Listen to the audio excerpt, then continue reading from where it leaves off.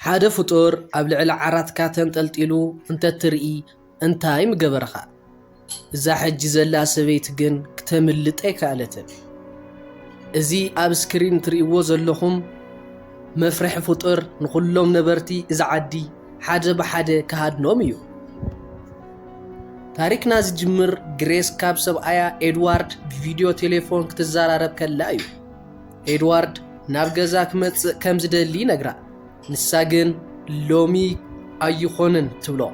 ኣብቲ ግዜቲ እቲ ስክሪን ክባላሾ ከሎ ኤድዋርድ ብድንጋጸ ጉጓ ኣብ ውሽጢ መንደቕ ኣሎ ኢሉ ዓው ኢሉ ይዛረብ። ብድሕሪ እዚ ሓደ ሓላዊ ክድቅስ ስለ ዝነገሮ ኤድዋርድ ቴሌፎን ንምምንዛዕ ክቃለስ ከሎ እቲ መስመር ይቋረጽ። ግሬስ ደቂሳ ከላ ግን ሓደ ዘስግእ ፍጡር ሸሎኽ ኢሉ ናብ ክፍላ ብምእታው ድምፂ ቲቪ ይቕንሶ። ግሬስ ብሰንኪ እቲ ድምፂ ሰንቢዳ ክትነቅሕ ከላ እቲ ፍጡር ኣብ ልዕሊኣ ተንጠልጢሉ ትርእዮ። ብውሕልነት ኣምሊጣ ናብ ጽርግያ ብምውፃእ ሓገዝ ክትጽውዕ ከላ እቲ ፍጡር ሒዝዋ ናብ ውሽጢ ገዛ ይስሕባ። ድሕሪ 2 ወርሒ ሳም ምስ ስድርኡ ናብ ሓደ ብሮውዝ ዝበሃል ናይ ኣረጋውያን መንበሪ ማሕበረሰብ ይመጽእ። እቲ ማናጀር ኬይ ሳም ዝቕመጠሉ ሓድሽ ገዛ የርእዮ። እዚ ገዛ እዚ ናይ እታ ዝጠፍአት ግሬስ ነይሩ። ሰብኣያ ኤድዋርድ ድማ ናይ ኣእምሮ ሕማም ስለ ዘለዎ ኣብቲ ዓብዪ ማእኸል ክንክን ይርከብ። ኣብዚ ቦታ እዚ ኣብ ኩሉ ገዛ ናይ ኤኣይ መሳርሕታት ተገጢሙ ኣሎ። ሳም ግን ነዚ ቴክኖሎጂ ኣዝዩ ስለ ዝጸልኦ ብቁጥዐ መንጪቱ ይድርብዮ። ሰበይቱ ስለ ዝሞተት እቲ ኩባንያ ካብቲ ውዕል ክትፈትሖ ፍቃደኛ ኣይኮነትን። ኬይ ንሳም ክተጽንዖ ክትፍትን ከላ ብቁጥዐ ካብ ገዝኡ የውፅኣ። ጓሉ ክሌር እውን በቲ ናይ ኣቦኣ ሕማቕ ጠባይ ትጫድር። ሳም ምስቲ ናይቲ ማሕበረሰብ ዋና ሓላፊ ሲኢኦ ክዛረብ ናብ ማእኸል ክኸይድ ከሎ ብሃንደበት ኣብቲ ስፒከር ሓደ ዘግርም ሙዚቃ ይኽፈት። እዚ ሙዚቃ እዚ ንሳም ርእሱ ከም ዝዞሮ ገይሩ ምስ ዝሞተት ሰበይቱ ሊሊ ድንስ ከም ዘሎ ራእይ የርእዮ። ካብቲ ሕልሚ ክነቓቓሕ ከሎ ግን ኣብ መሬት ተንበርኪኹ ይረኽቦ። እታ ናይ ቅድሚት ኣንጋዲት ወይ ከዓ ሪሴፕሽን ደሓን ምዃኑ ክተረጋግጽ ክትፍትን ከላ ንሱ ግን ገዲፍዋ ይወፅእ። በቲ ሓደ ንብረተይ ተሰሪቑ ኢላ ንሓለውቲ የማርሩ። እቲ ዝጠፍአ ነገር ፍሉይ ዝኾነ ሮዝ ኳርትዝ ዝበሃል ክቡር እምኒ እዩ። እቶም ሓለውቲ ግን ኣረጋውያን ኩሉ ግዜ ነገር የርስዑ እዮም ብምባል ከይተገደስሉ ጸብጻብ ጥራሕ ሒዞም የፋንውዎም። ንጽባሒቱ ንግሆ ሳም እንደገና በቲ ናይቲ መኪና ዓብዪ ድምፂ ይበራበር። ሳም ባዕሉ መሃንድስ ስለ ዝኾነ ነቲ ድምፂ ዝፈጥር ዘሎ መኪና ክጽግኖ ኢሉ ናብ ደገ ይወፅእ። ሬኔ ነቲ መኪና ስለ ዝጸገነላ ክተመስግኖ ክትፍትን ከላ ግን ሳም ከይተዛረበ ርእሱ ኣድኒኑ ክኸይድ ይፍትን። ሬኔ በቲ ናይ ሳም ስእነት ስነ ስርዓት ተናዲዳ ሰዓወቶ እሞ ከምዚ ድዩ ባህልኻ ኢላ ክሳብ የቕነየለይ ዝብል ብቁጥዐ መኸረቶ። ሳም ኣእዳው ክሕጸብ ከሎ ሓደ ኮን ዝብል ድምፂ ይሰምዕ። ክርእዮ ከሎ ኤድዋርድ ብኻራ ገይሩ ኣብ መንደቕ ክወቅዕ ይረኽቦ። ኤድዋርድ ብዛዕባ ሰበይቱ ግሬስ ይሓትት እሞ ጉጓ ኣብ ውሽጢ መንደቕ ኣሎ እናበለ ኩሉ ነገር ተበላሽዩ ከም ዘሎ ይጭድር። ሳም ከረጋግዖ ክፍትን ከሎ ግን ኤድዋርድ ንስኻ እውን ካብኣቶም ኢኻ ብምባል ብኻራ ይወግኦ። ሳም ነታ ካራ መንጢሉ ድሕሪ ምውሳድ ብሓባር ክቃለሱ ከለዉ ነርሳት መጺኦም ንኤድዋርድ ይወስድኦ። ሓኪም ንሳም ምስ ሓከሞም እቲ ሓላዊ ሃንክ ኣብዚ ቦታ ፖሊስ ከም ዘየለ ይነግሮ። ሳም ናብ ሸሪፍ ክድውል እንተደልየ እኳ ሃንክ ግን ፈለማ ምስቲ ዋና ሲኢኦ ክዘራረብ ይሕብሮ።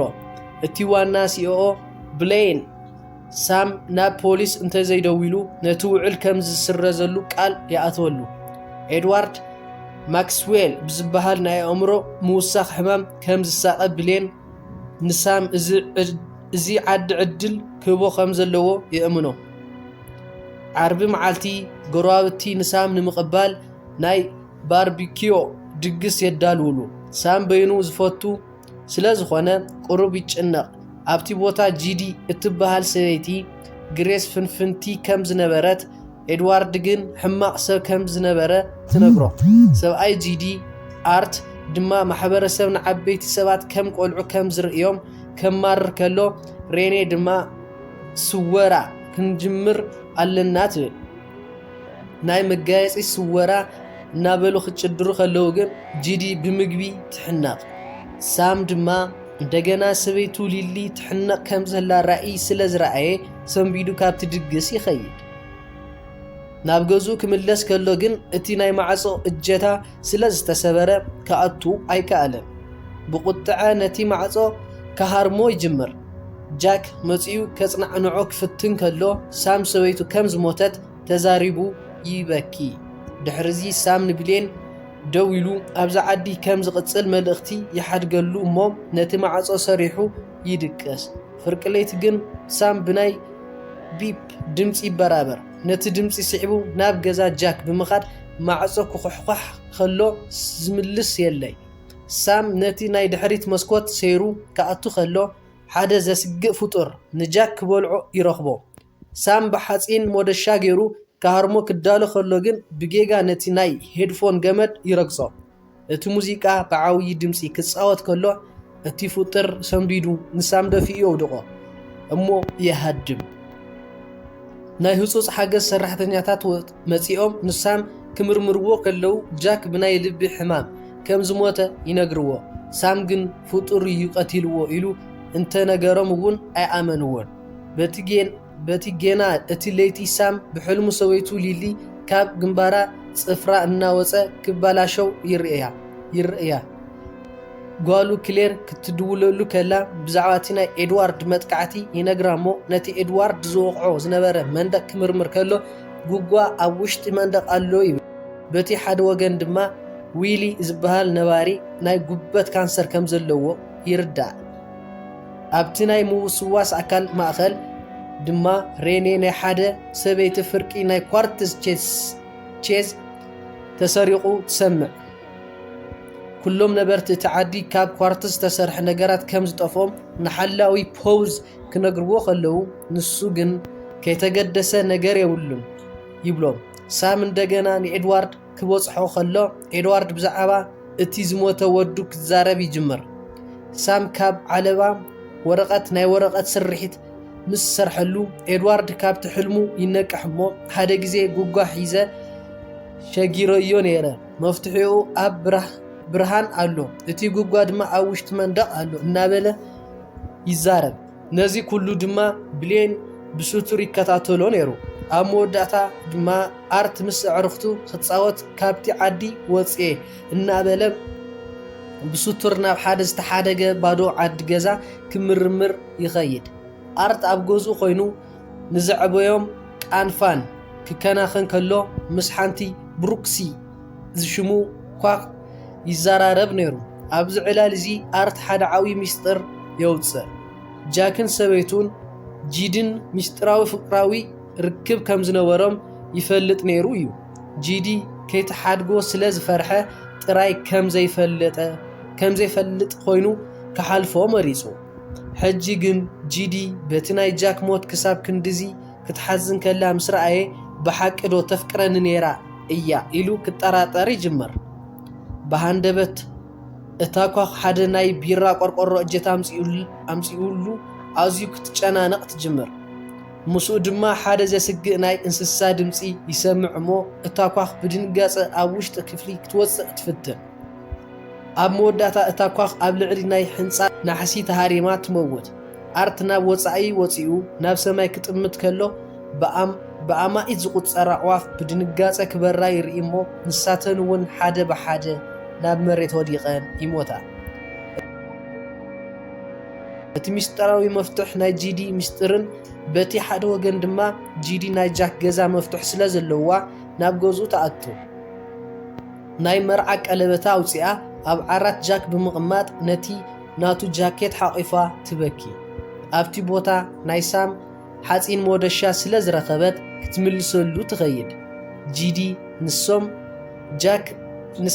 ጃክ ክመውት ከሎ ኣብኡ ዶ ነርካ ኢላ ክትሓቶ ከላ ሳም ንምጽንዕናዕ ብሰላም እዩ ሞይቱ ይብላ እምበር ብዛዕባ እቲ መፍርሒ ፍጡር ኣይነገራን ድሕሪዚ ሳም ነቲ ኤድዋርድ ዝሃቦ ምልክት ንምድላይ ኣብ ውሽጢ ገዛ ዘሎ መብራህትታት ኩሉ ክፈትሖ ጅመር ንሰዓታት ተጸሚዱ ድሕሪ ምስራሕ ተስፋ ቆሪጹ እዳው ክሕጸብ ናብ ሽቓቕ ይኣቱ ኣብኡ ግን ናይቲ ሽቓቕ መብራህቲ ከም ዘይፈተሾ ይዝክር እሞ ክምርምሮ ከሎ ሓደ ሚስጥራዊ መፍትሕ ይረክብ እቲ መፍትሕ ናይ ሓደ ኣቑሑት መቐመጢ ክፍሊ እዩ ነይሩ ሳም ናብቲ ቦታ ተጓዒዙ ምስ መፍትሕ ዝስማዕማዕ ቁጽሪ ዘለዎ ሳጽን ይረክብ እቲ መቐለፊ ሞደሻ ሰይሩ ክኣቱ ከሎ ግን ብሓደ ዘስግእ ዓይኒ ይስንብድ ግን ጽቡቕ ገይሩ ክርእዮ ከሎ ንሱ ሰብ ዝሰርሖ ናይ ጉጓ ምስሊ ጥራይ እዩ ነይሩ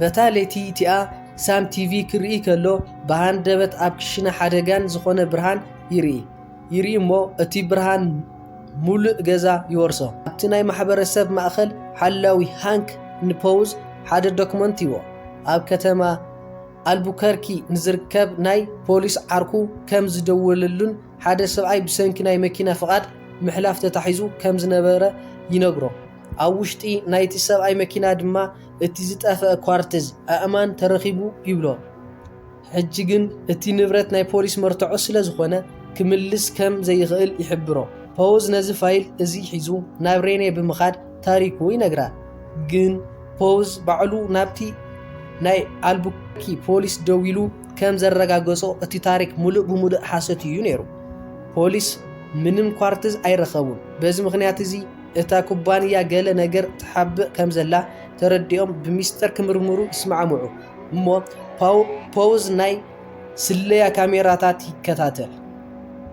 ካሜራታት ይተክል በቲ ለይቲ እቲኣ ንጃክ መዘከርታ ቀብሪ ገብረሉ ሬኔ ዌልን ኣብቲ ቦታ ኮይኖም ድምፆም ኣውፂኦም ክዛረቡ ከለዉ ጂዲ ብቁጥዕ ዕስቕ በሉ ትብሎ ሳም መጺኡ ንዌሊ ብምስጥር ክዛረቦ ከም ዝደሊ ክነግሮ ከሎ ጂዲ ዓቕላ ጸቢብዋ ዓዊላ ትዛረቦ እሞ ኩሉ ሰብ ክጥምታ ከሎ ገዲፋቶም ትወፅእ ኣብ ወፃኢ ድማ ጂዲ ምስ ሰበይቲ ብሌን ኣነሊስ ትራኸብ ኣነሊስ ኣብዚ ቦታ ብዙሕ ቀብሪ ኣሎ እዚ ድማ ዋጋ ናይዚ ውቅብ ቦታ እዩ ትብላ ጂዲ ናብ ገዛ ክትመጽእ ከላ ኣርት ነተን ዝሞተ ኣዕዋፍ ክምርምር ጸኒሑ ታሪኩ ይነግራ ንሳ ግን ብዙሕ እንጉዳዮች ስለ ዝበልዓኻ እዩ ብምባል ኣይተኣምኖን ብድሕሪ እዚ ናብ ድሕሪት ገዛ ትወፅእ በቲ ሓደ ወገን ድማ ሳም ንዊሊ ዶክተር እዩ ናብ ገዝኡ ይወስዶ ኣብቲ ሞደሻ ዘሎ ደም ክምርምረሉ ይሓቶ እሞ እዚ ደም እዚ ናይቲ ጃክ ዝቐተሎ መፍርሒ ፍጡር ደም ከም ዝኾነ ይነግሮ ሳም ነቲ ታሪክ ንምስክር ንዌሊ ኣብ ድሕሪ ሶፋ ከም ዝሕባእ ገይሩ ክልቲኦም ናይ ዓይኒ መከላኸሊ መነጽር ይገብሩ እታ ካብቲ ሞደሻ ዝረኸብዋ ናይ ደም ነጠብጣብ ኣብ ቅድሚ ቲቪ ኣብ ልዕሊ ማንካ ተቐሚጣ ከላ ብሃንደበት ክትንቀሳቐስ ትጅመር ድሕሪ ውሕድ ካልእታት እቲ ደም ክበርህን ኣብ ኣየር ክንጥልጠል ምስ ጀመረ ብሓደ ዘግርም ናይ ነጸብራቕ ብልጭ ኢሉ ይትኮስ እቲ ብርሃን ኣዝዩ ዓብዪ ስለ ዝነበረ ጂዲ እውን ብመስኮት ሪኣቶ እያ እቲ ብርሃን ምስ ጠፍአ ጂዲ ናብ መስኮት ብምጉያይ ሳምን ዌልን ነቲ ሞደሻ ውሽጢ ቦርሳ ከእተው ትርእዮም ካብዚ ፍጻሜ እዚ ድሕሪ ሒደት መዓልታት ጂዲ ካብቲ መስኮት ከይረሓቐት ኣብቲ ከባቢ ዝፍጸም ኩሉ ነገር ክትጽሕፍ ትጅምር ሰብኣያ ኣርት ንሒደት መዓልታት ናብ በረኻ ካምፕ ከም ዝኸይድ ክነግራ ከለኳ ምንም ኣቃልቦ ኣይሃበቶን ጂዲ ንዌሊ ኣብ ጽርግያ ሓደ ዓብዪ ሳጽን ሒዙ ክኸይድ ከሎ ምስ ረኣየቶ ተቐላጢፋ ብምኻድ እንታይ እዩ ኢላ ተሓቶ ዊሊ ግን ምስ ሳም ኮይና ኣብቲ ማእኸል ንዝወሃብ ናይ ሳይንስ ክፍልታት መሳርሕታት እዩ ብምባል ይምልሰላ ጂዲ ሶሙን እዚ ምስ ሳም ብዙሕ ግዜ ትሕልፍ ኣለኻ ኢላ ክትወቕሶ ከላ ዊሊ ምንም መልሲ ከይሃበ ይኸይድ ነዚ ኩሉ ድማ ሓላዊ ሃንክ ብሱቱር ይከታተል ነይሩ ኣብ ገዛ ሳም ዊሊ ነቲ ምስጢራዊ ፍጡር ንምልላይ ዝሕግዞ ሓደሽቲ መሳርሒ ሰሪሑ የምጽእ ኣብቲ ሰዓት እቲ ናይ ገዛ ደወል ይድወል ሳም ማዕጾ ክኸፍት ይኸይድ እሞ ኔል ይረኽቦ ኔል ጓል ክሌር ካብ ናይ ሊሊ ናይ ሳም ዝሞተት ሰበይቱ ናይ ሙዚቃ ኣልበም ክትወስድ ከም ዝደለየት ይነግሮ። ሳም ግን ነቲ ነገር ረሲዕዎ ስለ ዝነበረ ጌና ይደልዮ ኣለኹ ብምባል ኔል ብቁልጡፍ ካብ ገዙ የውፅኦ። ኔል ሳም ከም ዝጸልኦ መሲልዎ ይጉህሞ ናይ ሓዘን መጽሓፍ ሂብዎ ንጓልኻ እውን ግዜ ክትህባ ኣለካ ኢሉ ይመኽሮ። ሳም ናብ ውሽጢ ምስ ተመለሰ ዊሊ ነቲ ናይ ደም ፈተነ ወዲዩ ሓደ ዘስንብድ ነገር የረጋግጽ። እዚ ደም እዚ ኣብዚ መሬት ካብ ዘሎ ምንም ዓይነት ፍጡር ዝተራኸበ ኣይኮነን። እቲ ፈተነ ንኹሉ ዘለዎም ደም ስለ ዝወድኦ ንዝቕጽል ምርምር ተወሳኺ ደም የልዮም። ብተወሳኺ ድማ ዝረኸብሉ እንኳን ቦታ ደም እቲ ሎሚ ምሸት ክነድድ ዝተዳለወ ናይ ጃክ ሬሳ ጥራይ እዩ። ምሸት ምስ ኮነ ዊሊ ሳም ብሓባር ካብ ገዛ ይወፁ። ጂዲ ድማ ብሱትር ትርእዮም። ኣብቲ ናይ ቀብሪ ገዛ ምስ በጽሑ ካብ ዩቲዩብ ቪድዮ ብምርኣይ ነቲ መቆለፊ ሰይሮም ይኣትዉ። ሳም ኣብ ውሽጢ ሓደ ናይ ዕምበባ ዓንኬል ክርኢ ከሎ ናይ ሰበይቱ ሊሊ ስም ተጻሒፉ ስለ ዝረኣየ ሰንቢዱ ይድንዝዝ። ግን ሓደ ድምፂ ምስ ሰምዑ ይነቓቓሕ።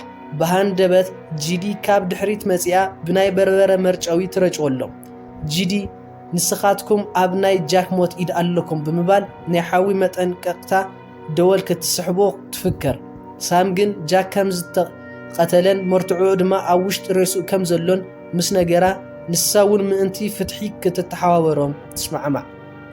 ዊሊ ንናይ ጃክ ሬሳ ሙሉእ ምርምር ይገብረሉ። እቲ ዝረኸቦ እንኳን ጋን ዝኾነ ነገር ኣብ ድሕሪት ጎረሮ ጃክ ተወጊኡ ናብ ሓንጎል ዝኣተወ ናይ መውጋእቲ ስፍራ እዩ ነይሩ። እቶም ሰብኡት ንጂዲ ብዛዕባ እቲ መፍርሒ ፍጡር ክነግርዋ ከለዉ ትስንብድ። ምክንያቱ ንሳ እታ ለይቲ እቲኣ ኣብ ገዛ ጃክ ስለ ዘሕለፈታ ንሳ እውን ክትጥቃዕ ከም እትኽእል ትርዳእ። እዚ ነገር እዚ ንሳም እውን የሻቐሎ። ምክንያቱ እቲ ፍጡር ኣብ ገዝኡ እውን መፂኡ ነይሩ እዩ። ዊሊ ናይ ክልቲኦም ሳምን ጂድን ኣፍን ክምርምር ከሎ ክልቲኦም ሓደ ዓይነት ናይ መውጋእቲ ምልክት ከም ዘለዎም የስተውዕል። እዚ ማለት ድማ እቲ ፍጡር ንኹሉ ሰብ ብሱትር ይምገቦ ኣሎ ማለት እዩ። ሬኔ ኣብቲ ማሕበረሰብ ማእኸል ዘለዋ ናይ ስለያ ካሜራታት ትከታተል ምስ ፖውዝ ኣብኡ ንምርካብ ተስማዕሚዓ ከላ ብሱትር ናብ ውሽጢ እቲ ማእኸል ተኣቱ እሞ ሓደ ዝስበር ነገር ትሰምዕ። ነቲ መኽዘን ክፍሊ ክትምርምሮ ከላ ኣብ ባይታ ኳርትዝ ትረክብ። ኣብቲ ጽላሎት ሓደ ነገር ክሃድም ከሎ መብራህቲ ይውላዕ እሞ ሬኔ ትደናገጽ። ግን ፖውዝ ጥራይ እዩ ነይሩ። ድሕሪኡ ናብ ገዛ ሬኔ ብምኻድ ነቲ ናይ ቪድዮ መርትዖ ክርኢ ከለዉ ነገራት ብዘይ ዝኾነ ሰብ ድፊት ባዕሎም ክወድቁ ይዕዘቡ። እቲ ምሸት ሙሉእ ክሰትዩ ክዕልሉ ይሓድሩ። በቲ ካሊእ ወገን ድማ ሓላዊ ሃንክ ናብቲ መኽዘን ክፍሊ ከም ዝመፀ ንሳቶም ኣይረኣይዎን። ሃንክ ነቶም ዝተሰባበሩ ነገራት ክምርምር ከሎ ፍሉይ ምልክታት የስተውዕል። ኣብቲ ህሞት እቲ ሓደ ከልቢ ሒዙ ዝዛወር ሰብ ኣብ ውሽጢ ቀብሪ ገዛ ምንቅስቓስ ከም ዝረኣየ ዝሕብር ስልኪ ይበጽሖ። ናይ ሳም ጉጅለ ናይ መኪና ድምፂ ምስ ሰምዑ ስትራቴጂ ይሕንፅፁ። ሃንክ ኣትዩ ንሶም ክረኽቦም ከሎ ሳም ንጃክ ክሰናበቶ እዩ መፅኡ ይብሎም። ሃንክ ንሳም ከኣስሮ ከሎ ጂድን ዌልን ግን ኣብ ውሽጢ ሳፅን ሬሳ ተሓቢኦም ይተርፉ። ሳም ተታሒዙ ክውሰድ ከሎ ሊሊ ብሓዘን ክትዕዘቦ ይርአያ። ኣብዚ እዋን እዚ ኣብቲ በረኻ ኣርት ሓደ ድምፂ ሰሚዑ ክከታተሎ ከሎ ሓደ ማዕጾ ዝናወፅ ነዊሕ ናይ ቀደም ዑና ይረክብ። ነቲ ማዕጾ ክሕዞ ከሎ ኢዱ ይቁረጽ። እንተኾነ ግን ኣብ መወዳእታ እቲ በሪ ከፊቱ ከኣቱ ኢዱ ይቆስል። ኣዝዩ ጽብቕቲ ኦም ይረክብ። ኣርት ካብቲ ፍርያ ክወስድ ከሎ እቲ ዘንጸባርቕ ደሮና ናብቲ ኣብ ኢዱ ዝነበረ ቆስቲ ንብኡ ይሕውዮ። ድሕሪኡ ነቲ ፍረ ይነኽሶ። ንጽባሒቱ ንግሆ ኣርት ኣብ ሓደ ናይ ነዳዲ መደብር ይኣቱ። እቲ ጽሓፊ ክዛረብ ከሎ ድምፁ ኣዝዩ ዓው ስለ ዝበሎ ኣርት ነቲ ናይ እዝኒ መደገፊ መሳርሒኡ ከውፅኦ ይግደድ። ናብ ሽቓቕ ብምኻድ መነጸሩ እውን የውፅእ። እቲ ፍረ ንኹሉ ናይ ኣካላቱ ሕማም ስቓይ ዘሕዊ ይመስል። ኣርት ገለ ምግብታት ክጽዕር ከሎ ብሃንደበት ብሓደ ዕጡቕ ሰራቒ ይድፋእ። ኣርት ነቲ ሰብ ብምኽንያት ክርድኦ ይፍትን። እቲ ሰብኣይ ክሰምዖ ኣይደልየን። ብኡ መሰረት ኣርት ከጥቅዖ ይውስን እሞ ብሒደት ምንቅስቓሳት ጥራይ ነቲ ጉሒላ ኣብ ባይታ ይደፍኦ። ኣብቲ ማሕበረሰብ ማእኸል ብሌን ሳም ከም ዘይተኣሰረ ይነግሮ። ግን ሳም ሓድሽ ኮይኑ ክንሱ ድሮ ኣብ ውሽጢ ጸገማት ስለ ዝኣተወ የሻቕሎ። ብሌን ሳም ንጃክ ሓደ ነገር ቀቲልዎ ኢሉ ከም ዝኣምን ስለ ዝፈልጥ ምርምር ክገብር ናብቲ ማእኸል ከኣቱ ይሓቶ። ሳም ምስ ኣበየ ብሌን ክኸይድ ይፈቕደሉ። ግን ቅድሚኡ ኤድዋርድ ሳም ካብ ዝበጽሖ ንጽባሒቱ ምሸት ከም ዝሞተ ይነግሮ። ኤድዋርድ ኩሉ ግዜ ብዛዕባ ፍጡራት ይዛረብ ከም ዝነበረ እቲ ታሪክ ብሓደ መንገዲ ጥራይ ክውዳእ ከም ዝኽእል ብሌን ይገልጽ። ካብኡ ድሕሪኡ ሳም ምስ ጂዲን ዊልን ተራኺቡ ነቲ ምስ ብሌን ዝገበሩ ዕላል ይነግሮም። ጂዲን ሰባት ክተጥንቀቕ ክትደሊ ከላ ሳም ግን ብሌን ንኤድዋርድ ከም ዝቐተሎን ዘረብኡ ናይ ምፍርራሕ መልእኽቲ ከም ዝነበረን ይኣምን። እቲ ጉጅለ ነቲ ፍጡር ብስቱር ደልዮም ክቐትልዎ ይስማዕምዑ። ዊሊ ነቲ ፍጡር ናይ ሰብ ናይ ሓንጎል ፈሳሲ ከም ዝሰቲ ይገልጽ። እዚ ድማ ናይ ሓንጎል ሕማም ከም ዝፈጥር ይዛረብ። ሳም ናይ ኤድዋርድ ሕማም እውን በቲ ፍጡር ከም ዝመፀ ይርዳእ። መጻወድያ ንምስራሕ ድማ እቲ ፈሳሲ የድልዮም። ስለዚ ዊሊ ኣብቲ ናይ ሳም ጎረሮ ቁስሊ ናይቲ ፈሳሲ መርኣያ ንምውሳድ መርፍእ የእቱ። ነቲ መጻወድያ ንምዝዛም ድማ ሳም ንጂዲ ናብ ከተማ ክትወስዶ ይሓታ። በቲ ካሊእ ሸነኽ ኣርት ኣዝዩ ንእሽቶን በዓል ሙሉእ ጽንዓትን ኮይኑ ይምለስ። ጎልፍ ይጻወት፣ ይድንስ፣ ኣብ ፑል እውን ይሕምስ። ገዝኡ ምስ ተመለሰ ጂዲ ኣብኡ ኣይነበረትን። ነገር ግን ናይ ጃክ ቲሸርት ኣብቲ ክሎስት ይርከብ። ነዚ ነገር እዚ ንምርሳዕ ናብ ባር ከይዱ ክሰቲ ከሎ ምስ ኣነሊዝ ይራኸብ እሞ ነቲ ምስ ጂዲ ዝኾነ ነገር የካፍላ። ኣነሊዝ ክቐጽዓ ከም ዘለዎ ክትነግሮ ከላ ኣርት ግን ኣዝዩ ረዚን ምዃኑ ይገልጽ። ብሃንደበት ኣርት ሕማም ይስምዖ እሞ ጸጉሩ ናብ ጻዕዳ ይቕየር። ናብ ሽቓቕ ብምጉያይ ኣብቲ ሽቓቕ ይተፍእ። ድሕሪኡ ናይቲ ፍረ ከውፅእ ከሎ ይነኽሶ። እንተኾነ ግን ባዕሉ ይወድቕ። ኣነሊዝ ክትኣቱ ከላ ኣርት ሓገዝ ይሓትት። ንሳ ግን ብስቕታ ትዕዘቦ